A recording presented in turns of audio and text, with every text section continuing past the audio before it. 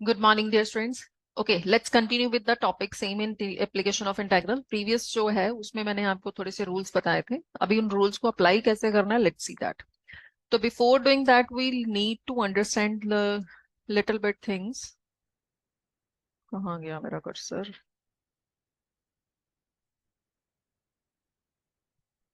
So here you have the question. Find the area of the region bounded by the curve.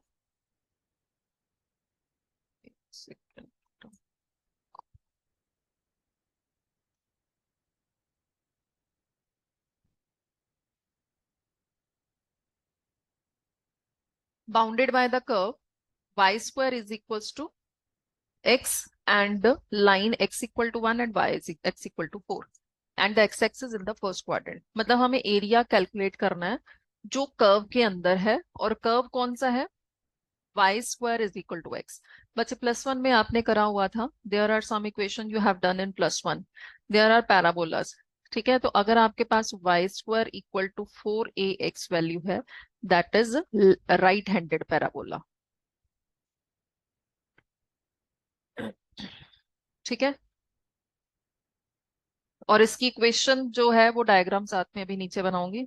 If you have y square is equal to -4ax और वो होता है left handed parabola. ठीक है, if you have x square is equal to 4ay then it is upward parabola. And if you have x square is equal to -4ay it is downward parabola. ठीक है, अब यहाँ पे है y square is equal to और ये वाली form बन रही है और ये कौन सा पैराबोला बनेगा आपका राइट हैंडेड पैराबोला. ठीक है, तो यहाँ से है. अब यहाँ पे कोई भी कांस्टेंट टर्म नहीं है तो इट इज वेरी ऑब्वियस कि ये ओरिजिन से पास होती हुई जाएगी.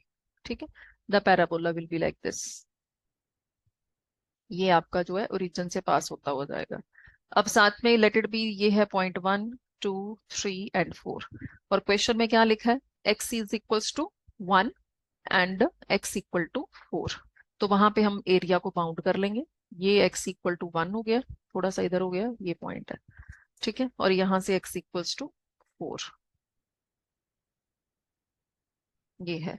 और क्वेश्चन में है कि फर्स्ट क्वाड्रेंट में x एक्सिस फर्स्ट क्वाड्रेंट, तो ये कौन सा रीजन बन रहा है आपको पहले ये अंडरस्टैंड करना पड़ेगा कि रीजन कौन सा बन रहा है हमारा. ठीक है, ये है आपके पास, इस रीजन का हम एरिया कैलकुलेट करना है. ओके, तो लेट जो एरिया कैलकुलेट करना है गिवन पॉइंट्स लिख लेते हैं हम अपनी मर्जी से A B C and D. ये एरिया हमें चाहिए. तो एरिया ऑफ, अब कैलकुलेट कैसे करना वो देखना. एरिया ऑफ शेडेड पोर्शन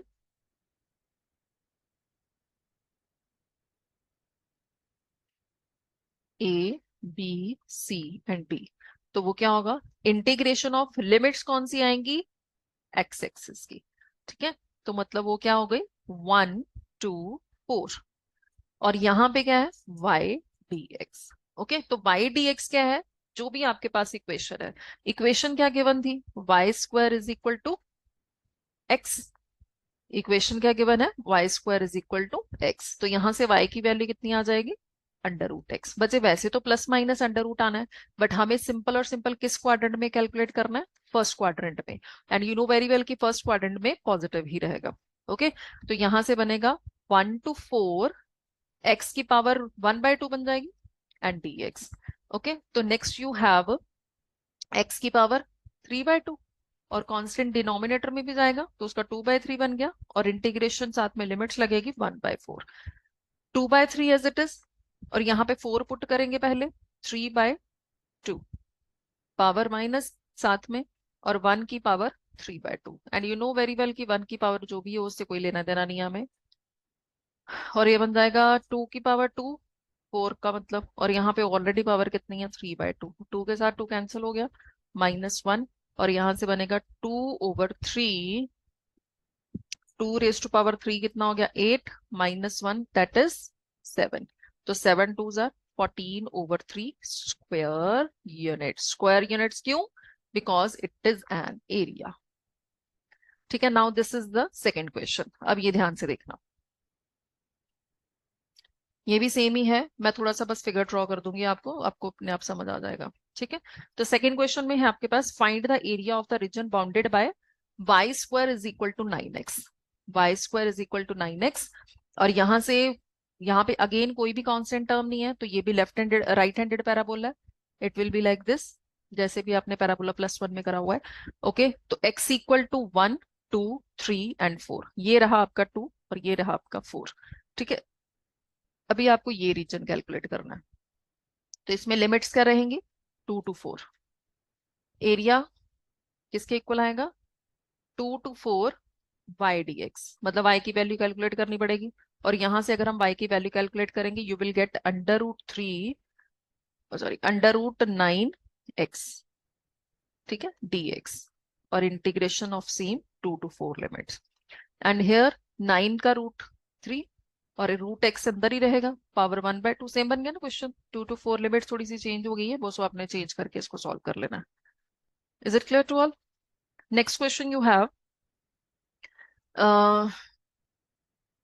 बच्चे इससे पहले I am telling you, equation of circle, ये मैं इसलिए बता रही हूँ कि क्वेश्चन में यूज होनी है, ये आपने +1 में सारा किया हुआ है कॉनिक सेक्शन में। इक्वेशन ऑफ सर्कल, यहाँ पे बेटा जी दो तरह की इक्वेशंस होती हैं। अगर आपके पास एक सर्कल है और वो सर्कल ओरिजिन पे लाई कर रहा है, मतलब लाइक दिस, उसका centre, if the centre of the circle lying at the origin, और रीजन क्या होता है 0, 0, then the equation of the circle क्या होती है, x² + y² equal to, let it be के r इसका रेडियस है, तो r²। ठीक है, अब एक्स वाई कहाँ से आएंगे, एक्स वाई कोई भी पॉइंट होगा जो सर्कल के ऊपर लाई कर रहा होगा। ओके, और सेकेंड थिंग है कि अगर सर्कल जो है कहीं और है, लाइक ऐसे कहीं पे भी हो सकता है, not on the exact place, ये इसका सेंटर हो गया। अब सेंटर ओरिजिन तो हो नहीं सकता, बिकॉज यहाँ पे क्या था कंडीशन के अकॉर्डिंग कि सेंटर जो है वो सर्कल का सेंटर जो है वो ओरिजिन पे लाई कर रहा था। यहाँ पे अगर कोई सेंटर नहीं है तो वी टुक इट एच के, ये हमने प्रीवियस क्लास में किया हुआ है। और radius let it be again इसका सेम ही है, आर। तो what is the equation, x - h² +y - k² is equal to r²। उसके बाद आती है equation of ellipse. Equation of ellipse, और बेटा ये भी दो तरह के होते हैं।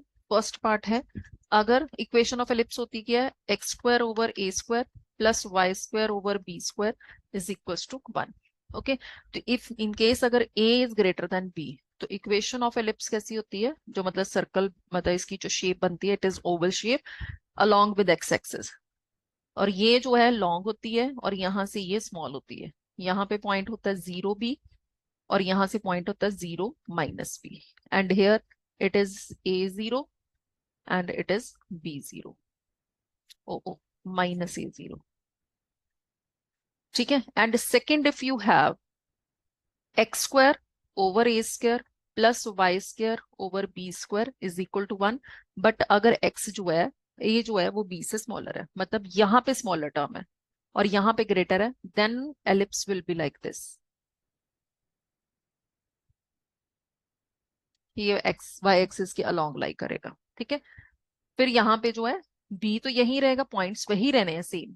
ठीक है, बट इसमें क्या हो जाएगा, शेप इसकी चेंज हो जाती है, यही पे स्मॉलर रहेगा, ये इसकी माइनर एक्सिस होगा और ये इसका मेजर एक्सिस होगा।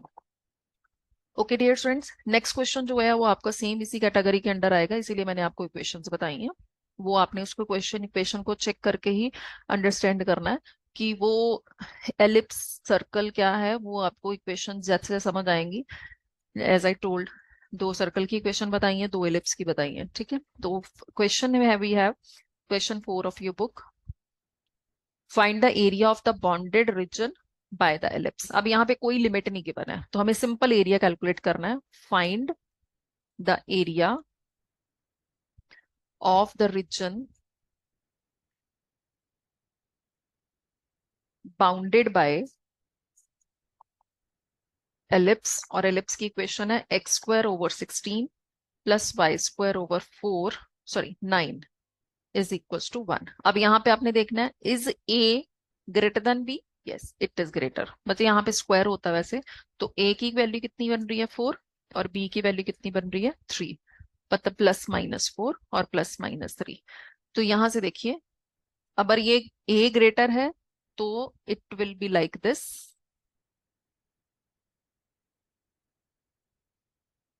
ठीक है। तो it this point will be 4 0, this point will be -4 3, that's why I have taken plus minus. And this point b is यहाँ पे कितना आ रहा है 3 0, sorry 0 3, and here it is 0 - 3। अच्छा एक चीज का ध्यान रखना, अब ये इक्वेशन किसकी है, सारा जो आपके पास पाथ बना हुआ है ये है एलिप्स का, क्लियर। तो अगर ये एलिप्स का है तो इसमें देखना है आपने, पहले सबसे पहला क्या होना है कि आपको चाहिए y, क्योंकि यहां से y कैलकुलेट करना है। तो इफ यू हैव इक्वेशन, यहां से अगर कंटिन्यू करें तो y की वैल्यू कैलकुलेट करनी है तो यहीं पे रखेंगे y वाली टर्म, 1 - x² / 16, और वाई स्क्वायर किसके इक्वल आ जाएगा 9, या 9 को ऊपर ऐसे लिखेंगे 1 - x² / 16, और y की वैल्यू कितनी आ जाएगी 3 √1 - x² / 16, ठीक है। अब यहां पे देखो, it is very clear that जो ही एरिया इसका होगा वही एरिया इसका होगा, वही एरिया इसका होगा, वही एरिया इसका होगा, बिकॉज चारों के चारों पार्ट इक्वल है। तो द बेटर, पूरे का पूरा एरिया कैलकुलेट करने से बेटर है we will calculate the area of the one portion, और उसको 4 से मल्टीप्लाई कर देंगे, आपके पास पूरी पिक्चर का एरिया आ जाएगा, ठीक है। तो उसके लिए आई की वैल्यू हम कैलकुलेट कर चुके हैं पहले ही, तो अभी कैसे करना है, अरे यार, ठीक है। अब यहां से देखिए एरिया ऑफ एलिप्स, पॉइंट्स मैंने आपको बता दिए, ऊपर नीचे क्यों नहीं जा रहा है, ये जो आपके पास शेप बनी थी ना, शेप के अकॉर्डिंग देखो, here you have point 0, as I told you कि हमें शेड जो है वो ये वाला पोर्शन लेना बस। तो इस पोर्शन में कहां से है, यहां से 0 पॉइंट है, और ये पॉइंट कहां तक जा रहा है 4, तो x की लिमिट्स क्या बन जाएंगी, यहां से लिख लेते हैं एरिया ऑफ द एलिप्स, वो किसके इक्वल आएगा 4 × एरिया ऑफ शेडेड पोर्शन, ठीक है। तो क्या बन जाएगा 0 to 4 y dx, और y की वैल्यू हमने क्या कंसिडर की है, कंसिडर नहीं मतलब कैलकुलेट किया है, 3 कांस्टेंट है, उसको बाहर निकाल देंगे, और यहां से बनेगा आपका 1 माइनस, यहाँ पे 16 लिख लेते हैं, 16 - x²/4, ऐसे लिखना, अंडर रूट से बाहर चला गया 16, ठीक है। तो dx, अब यहां से आपने जो भी प्रीवियस क्वेश्चंस करे हुए हैं एक्स चैप्टर में, उसके फॉर्मूलाज अब मैंने पहले ही बताया था, कहीं पे भी कैसे भी यूज हो सकते हैं। तो 16 - x², तो 16 को हम कैसे लिखेंगे 4 का स्क्वायर, तो बन रहा है ये a² - x² का formula. And what is the formula of a² - x², और वो आपके पास फॉर्मूलाज जो हैं उसके अकॉर्डिंग क्या बनेगा इसका 3/4 as it is, just minute, 3/4 into what was the formula x/a, मतलब यहाँ पे x/2, sorry not a, x/2 into same term 16 - x² plus a², मतलब 4 का square over 2 into sine inverse of x/a, x/a कितना हो गया 4, तो यहां से आपके पास लिमिट है 0 to 4, ठीक है, ये आपके पास बन जाएगा। अब यहां से कैसे सॉल्व करेंगे आप 3/4 as it is, and x², अब लिमिट्स पुट करनी है ना, तो लिमिट्स पुट करा दो, तो x की जगह 4 आएगा, 16 बन गया, यहाँ पे 4 पुट करेंगे तो प्लस ये बन गया 4 8, and sign inverse of 1, because 4/4 1, -0, और ये भी 0 बन जाएगा, चेक करके देख लेना आप, ठीक है, चेक कर लेना आप, 0 ही बनेगा, तो ये भी 0 बन गई टर्म, और बच रहा है कौन 8 साइन इनवर्स 1, और साइन इनवर्स की वैल्यू कहाँ पे होती है π/2, ओके, पाई और साइन कैंसिल यहाँ से, तो 3/4 इंटू 8 इंटू π/2 आंसर, यहाँ से क्या बच जाएगा 4, और 4 4 इसके साथ कैंसिल, और आंसर कितना बन जाएगा 3 पाई यूनिट्स। ये है आपका इसका आंसर। क्लियर हो गया बेटा जी।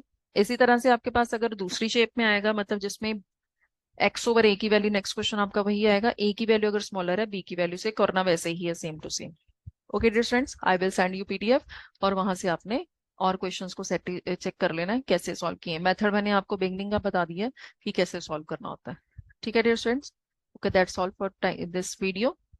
इन next video I will meet you soon. Keep studying.